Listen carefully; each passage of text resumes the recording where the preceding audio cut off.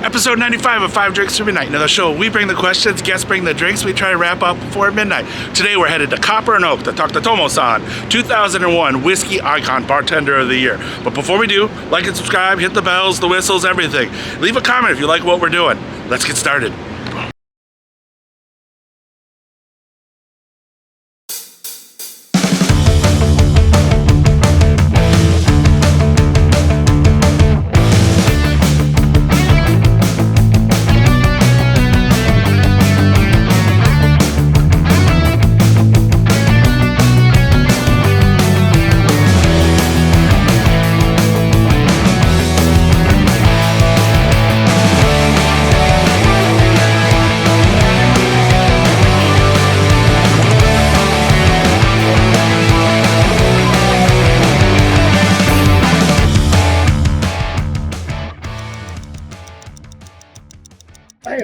Tomo-san, thank you so much for having us at Copper and Oak. 5 drinks or midnight, 5 drinks, 5 questions, midnight, whatever comes first.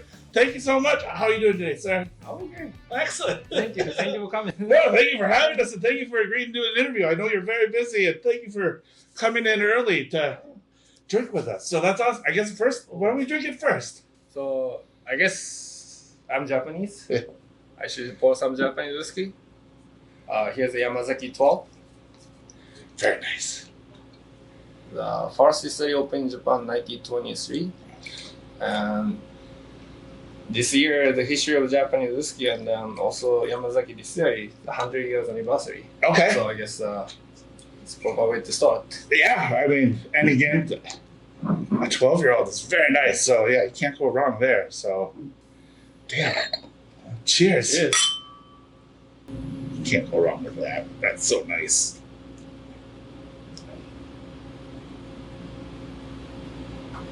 Yeah, I can just keep nosing. Yeah. Oh, yes.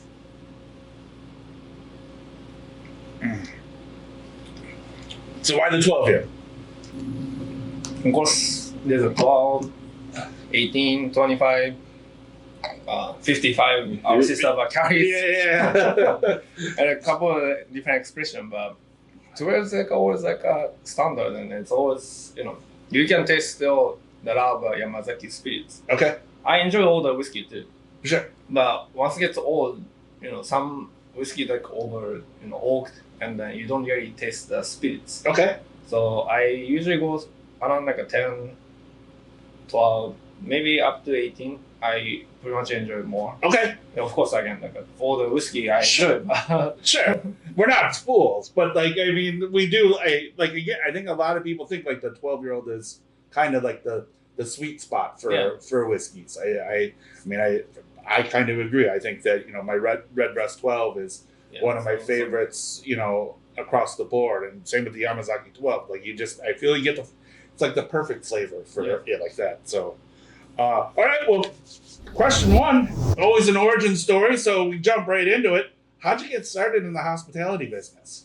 So I started working hospitality business back in Japan. After I graduated college, I was working one of the hotel lounge in Japan, Osaka. Okay. It's called like a Swiss hotel. Now it's the part of Raffles Hotel, but then by the time I didn't work as a bartender, I was kind of training as a bar back. Okay. And then I have my teacher. I still keep in touch. Every time I have a question, I reach him out too. But that's how I started working hospitality business. And then once I moved to New York, the first bartender job I was working with people from Masa. That's called Neta. They opened like 8th Street. And now they moved to nearby the Union Square. It's called Ishuko. Okay. But over there, we're doing like more mixology stuff. Okay. Looking for more savory cocktail for pairing with the food, sushi. Sure. And then after that, I was studying bartending with the Beef Hut, which is an authentic Japanese bar. So I was running making cocktail, all the classic cocktails. And then after that, my friends who used to manage in this bar in the Brandy Library, the Hoel, he just took me up, and then first I even come here, I didn't even work. he said like, when you're day off, okay, come by, help me. Because he was working by himself. Okay. And he said like, salary I cannot pay you, but I can, pay by booze and There you go. by knowledge. So for years, like, I come here, just keep learning, helping my friends. Nice. And getting here, paid in booze. Paid in booze. So he's my, I really like, my professor or my good friends. And of course, Fabian too. Because Fabian's the one like always send us to the distillery, traveling around and then meet the people. So to the distillery in the whole over the world. So I've been to Yamazaki distillery, also along with some other Japanese whiskey distillery, Scotland, France. We haven't done any rum industry, but tequila, mezcal, we have it there. So yeah, that's how I run. That's awesome. All of this. Do you like making cocktails, or are you more like the straight pour kind of guy? Like, I do enjoy making cocktails. Okay. When there's no restriction.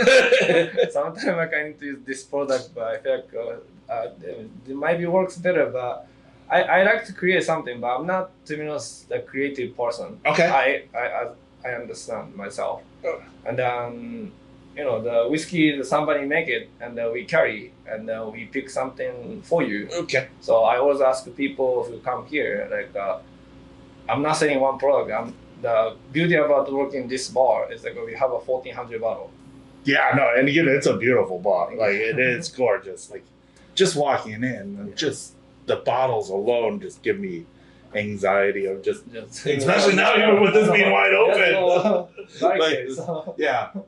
But I like so I also study psychology. So I went to school, I got master in psychology, and I like the kind of idea that the client center. Like I want to ask you how you want to do, and then since you have a lot of choice, so I want to pick something for you. Okay. Not what I want to sell. Now I want to drink. What do you usually drink? What kind of tasting profile are you looking for? How do you feel? And then I pick the cup whiskey, or maybe sometime tequila, mezcal, brandy, rum for you. So, basically we are kind of slow. Okay. Because this neighborhood, like not many whiskey drinker. Okay. And our customer is still coming from other parts of Manhattan. Or actually right now, like Whiskey Advocate or some magazine, also like Google. If you hit the whiskey bar in New York, we are one of the top. Yeah. So we actually get the customer like a lot from any country. So we get busy too. So many more people. But back in the day when this place just opened, it's empty. So he needs Joel, my friend, needs somebody to entertain too. Okay. So that's just I'm here like, just chatting with him. Awesome. Well, I think that is a freaking awesome origin story. So cheers. Yes. Excellent. All right. Question 2, drink 2. What are we drinking? So 2 weeks ago, I just came back from Scotland. Oh, nice. I was lucky. I was waiting for 6-7 years, but I was lucky enough to join that Springbank whiskey school. So I guess I need to go with Springbank. Oh, right. Ooh, and a 15-year-old too. I'm lucky. All right.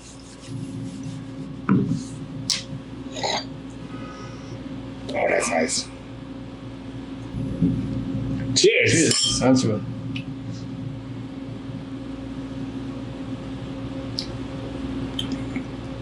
Oh yeah. That's a nice one. All right. So question 2. Yes. Being from Japan, and then now also working in the drinking culture in Japan, and then also drinking culture in America. How are they different yet similar? So similar point. In Japan, we need to drink a lot. Yeah. And then in the United States, people drink a lot too. Yeah. In Japan, like we are, if you're traveling around, they probably won't notice it, but we are very, stressful country that the people working overtime anytime, every day. So we need to drink after work. So people drink a lot. And also the drinking over there is not that expensive. Yeah. So that is helping too. But yeah, the both country we drink a lot. Okay. It's not like one drink stay in the bar for whole night. Yeah, you guys really drink. Yeah, no, and that's kind of where I was getting at, because when I was at Tokyo, it shocked me how much like drinking isn't just part of like the cult. Like it's not going to the bar having one or two and it's a like good drunk fest. Like after work you're out drinking, you're having a good time, or you're celebrating or something like that. Like it is ingrained in the culture that drinking is drinking, and like if you don't drink, like that's fine, we'll leave you alone. But if you drink, then you're in until the last guy standing kind of thing. You can go to the. I mean, right now things are different. Yeah. When I was kids, if you want to actually kids want to drink, you can go to the vending machine. Right. And then you can buy. But yeah, it's worse. Did you like the Suntory highballs in a can kind of thing, or what was your drink of choice before you became a professional? No, the things like I was drinking sake or other stuff, but when I came to United States, when I was 20 or 21, so that's around the time I just started drinking it. I mean, I sipped a couple of beer when I was kids. It was my parents need to tell kids okay, this is a taste. If you don't like it, don't drink it. Yeah. And then don't drink behind anybody because it's illegal. Yeah. So I was pretty. My parents is pretty strict. Okay. So they even didn't let me drink outside, of course. Just like for education, sure. They gave me like one touch, but that's it. That's it. But so when I was 20, I came here at 21. So I didn't really drink that much. Okay. I mean, I was drinking wine, sake, and then I was working in the bar. So of course I taste something. But I just around the time I just exposed to many spirits at the same time. So I didn't really have my favorite. Okay. I mean, same as I drink everything, so that's my issue too. Well, I guess that was going to be my next, going to, I assume that now, from that comment, whatever drink is in your hand is currently your favorite. So, but do you have, a go-to sipper that, you're, the Yamazaki 12, or, you got bottles of Spring Break at home? If it's, you're off of work and, you're sitting at home, you're about to crack something, is there a go-to bottle, or... To be honest, actually, I don't. So the compared to maybe you and then others, I only have a 600 bottle, but I have a 600 bottle. And then I have a whiskey, brandy, mezcal, tequila, rum. Okay. Actually, to be honest, mezcal I drank everything during the pandemic. Okay. And then the price is too high. Yeah. And I know the producer doesn't really get paid well. Yeah. So that I don't want to pay for $200-$300 when they don't get nothing. When they get nothing. So I don't really want to support, to be honest. Yeah. So I didn't buy mezcal yet. But in my house, usually 60 to 50 bottles open. Okay. And then my feeling okay, today I want to drink mezcal or tequila or so I don't really have my go-to. Okay. I drink beer every day. Okay. Probably that's something it's the same as a highball. Right. I also make a highball at home. Okay. Before I pick some spirits. Okay.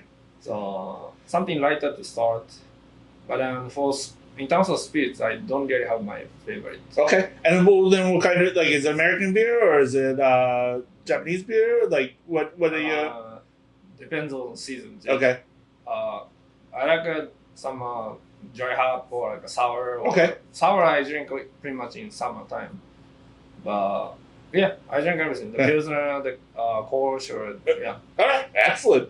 But since I work in this bar, we don't have any gin and vodka. Okay. I don't have any issue with not drinking vodka, but I also love gin. Okay. So every time I go to cocktail bar, where my friends working, I usually actually ask more circuit gin cocktails. Okay. If you go whiskey bar, I pick whatever whiskey, brandy, mezcal, tequila, rum. I haven't tried. But cocktail bar, I usually go to just gin. Yeah. And do you think it's just because you're surrounded by so much whiskey all the time that you just need something to clean the palate. I think so. Okay. I think something I miss in my life, I guess. Amazing. Well, there we go. I think, the Spring Make 15 is just amazing. I know.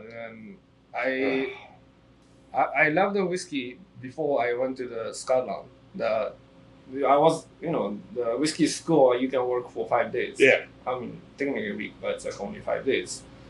You go through all the process.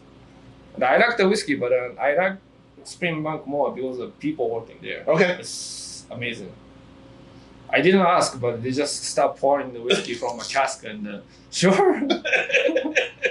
And they feel bad because they didn't have any whiskey in the bottle.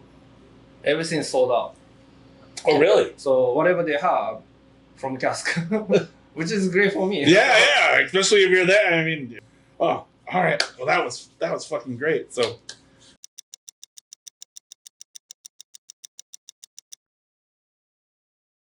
All right. Question 3, drink 3. Yes. What are we drinking? So, I guess my boss is a French, so I need to pick some cognac. Tough life. All right. So this is Chateau Montfort, the BSOP. So it's not the old whiskey, not brandy, but if you go XO, you get more spice, and then they make different way in the BSOP and XO and above. So Okay. I think for that it's getting hot, so for something hot season, I prefer the lighter. So I guess the BSOP works. Awesome. Cheers. Cheers. Oh, that's nice.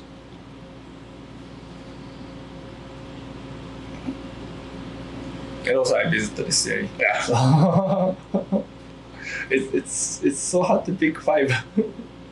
Oh yeah. Everybody always is like, at first they're like, "What do you mean you have to have 5 drinks?" And then they're all like, "It's so hard just to pick 5." And I'm like, I know. But that's... Because United States, I like bourbon too. Yeah. As a Japanese people, actually, we drink a lot of bourbon. Yeah. Okay. So I want to pick bourbon too, but Yeah. No. That's just. today probably pick some where that I visit. So I mean, I visit Kentucky too. But yeah. It just means we'll have to keep coming back.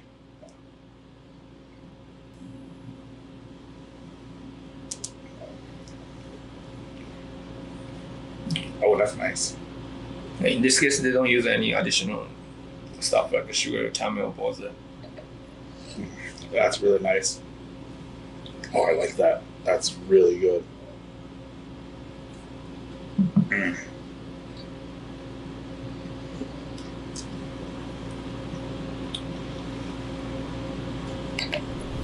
Oh. Okay. So, question 3. You be a professional barman. What's your proudest moment? I mean, I hate to say like I got the hours.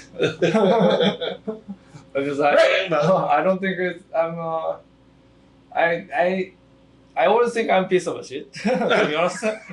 So then I never really feel confidence. Sure.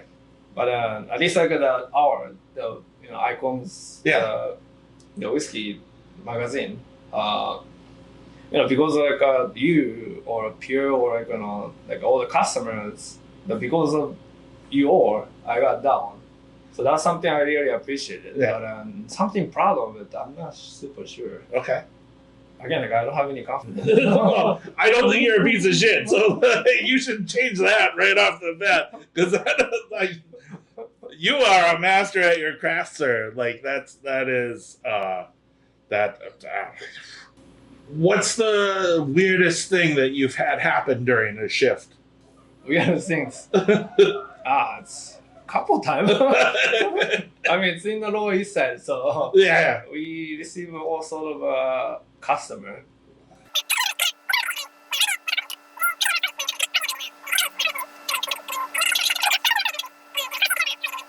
It's too many issues, so even we call the police officer, but they don't show up. So in terms of it's a lot.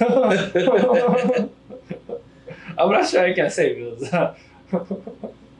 It's weird stuff. Well, no, I mean that is. And I hope they keep coming back. So. Yeah. It's not. Those are always the best stories. The ones that you can't tell anybody. You just had to be there. So like that's the. Question 4, drink 4. Yes. What are we drinking? So I picked another brandy from France. Okay. Also, so again, all those 5 it's from last distillery tour that we visit. So the cognac part, I went Armagnac too. We went last summer. And then Springbank, Yamazaki, I visit this year too. So it's hard to pick 5. So. Yeah. But this time, the Basse Armagnac region, the Chateau Miette, 1985. I think this is the best because it's my vintage. I was born in 1985. So. Okay, very nice. Oh, all right. Oh, that just.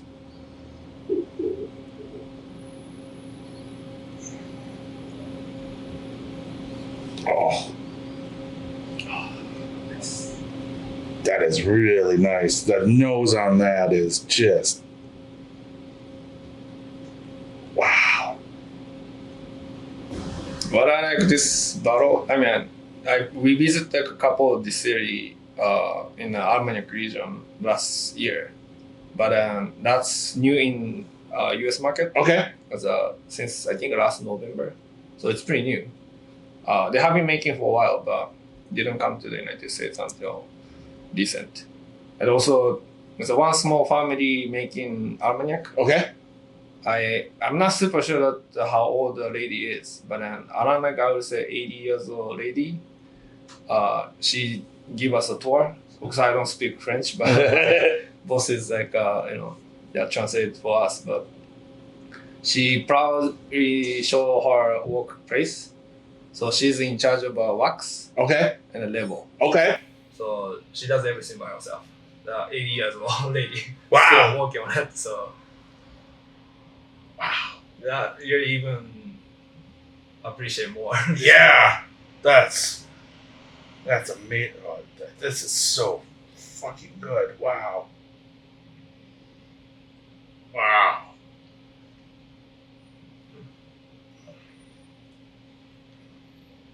All right. So, question 4 then comes from our friend Igor. So he wanted to ask. During the pandemic, people became a lot more knowledgeable, or thought they became a lot more knowledgeable about spirits. As we begin to open up, do you feel that is more of a negative or a positive thing? I think positive. Okay. Because people, more exposed to different spirits. I mean, the last night even one customer came by and then he say same thing. But during the pandemic, he hates rye before. Okay. And then it happened to happen, he tried rye and he loves it right now. Okay. So I guess by the time people get bored, I guess, and try a couple different things, and they find out what they like and then what they hate. Yeah. So I think it's good things. And then, I'm not a professor. Sure. I have my professor from everywhere. So I all getting information from all of them, and then I passed it at the customers who come here and I solve, and then somehow some people really into, and then I can fix that there some the misleading or misknowledge or so. Set them right. So yeah, so I think it's good things. The issue is all the hypes. Even Springbank. Last 2 years, price went too high because of the pandemic. Yeah, right. So, which I hated, but it used to be $100, now it's $300. Yeah, and again, product shortage, glass shortage, whatever. But secondary market has been really crazy. I think I haven't won a good Irish auction in months now, and I keep losing all my like overseas auctions to get my stuff, and everything's very expensive. It's very expensive. And then one of my friends told me that in Japan, after we lost World War II, we started drinking more bourbon. And there are so many rare bourbon that people holding. Yeah. And then they don't know what's worth right now, so they just give away to people. Now during the pandemic, they have enough time to research. So my friend buying from like some private collector. Yeah. Or not holder. Not even collecting. Like it's getting more expensive too. So yeah. It's really everything going up. Yeah. How do you feel? Are you a collector, every bottle should be open kind of thing, or like what's your philosophy on like at home, like all your bottles at home? Like, are they part of a collection or are they meant to be drank? I only buy for myself. Okay. So I work in this industry, so I sell booze, the spirit. So I can't really complain, to be honest, about anything like I purchase for myself, or to share with the friends or family. Okay. So I'm not even thinking to sell to the secondary market. Okay. Yeah. So then you should drink. You buy to drink. Awesome. Especially Armenia. Yeah. Like, every time you should drink with family or friends, something that they good to share. Yeah. So that is damn good. That is, like you said, that's a damn good vintage. So that's the best. Best vintage. Yes. That is absolutely perfect. Yeah. That's really fucking good. That was, as you can see, that one went quick.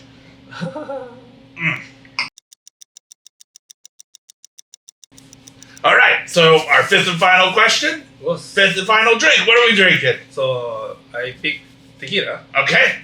But it's called Ancestor from one of the Sembra's project from Cascade Distillery.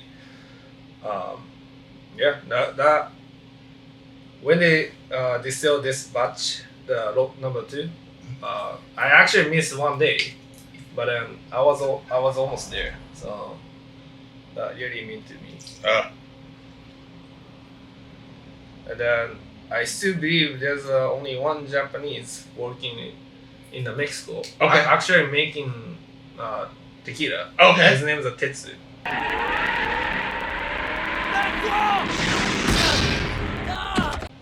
Work at the Cascade Distillery. The raw people design the tequila, and they say they make. Okay. But they're not making it. He is making. He's making it. He's actually picking up the agave and even bottling. Okay. Everything by him. He does. He helped the family to make the tequila. So. Oh, awesome! That's amazing. And then this is one of the bottle that they use at the old school technique to make a tequila. Okay. So it's almost like a mezcal way. So the David Suro, the owner of Sembra, got the help from people from Michoacan, and then they set up the fire pit and the wooden still, Filipino style still, machines, everything by hand, the 8 hours by a couple guys machine by hand. So it's crazy. It's not efficient at all, but it's very ancestral. Yeah. That's freaking cool. Oh, that smells nice. Ooh. That is not what I expected. No, it's not aged, but you get a little woody note because it's probably new or expression, like a lot number, like a 8 or 9. Okay. You get more or less woody because they haven't used the same still, the wooden still, but this is a second batch, so you still get a lot of wood notes from even though it's not aged. Oh yeah. Cheers. Salud.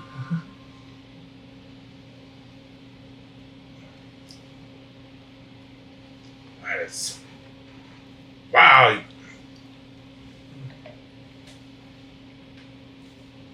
Kind of blows my mind. That is really interesting. And still, that finishes the tequila. Yeah. So. almost mezcal, but it's got like almost like a fruitiness to it, like a berry. Or maybe I'm just really drunk right now because we just drank some really great stuff. it's hard to. I was thinking like in the beginning, but I think it's too unique. So Yeah. Yeah, no, that is... it's still big. Yeah. Okay. Question 5 comes down to flip the Whiskey Wednesday coin. You can flip it, you can spin it, you can do whatever you want. You don't have to answer. The coin will give us the answer. So here, I'll give you my Whiskey Wednesday coin. Thank you much. And our question comes from Pierre. So Pierre asked the question 5. So if you don't like it, then you can blame him. But so... and I think it's a running joke that you two have. So, question 5 is: are you really married if you're not married in Tokyo? Should I flip the coin? He said that there was a joke that you guys had that it was. And I remember my answer. Let's see, I hope I don't break anything. It's too narrow. Yeah. There we go. Fuck yeah. Fuck yeah. I guess that's my answer. There you go. You don't need to explain any more of it. But well, no, that's 5 questions answered. 5 drinks down. Thank you so much for joining us. Thank you. It was really great to be here and drink with you. So thank you again. And until we can drink again in person. So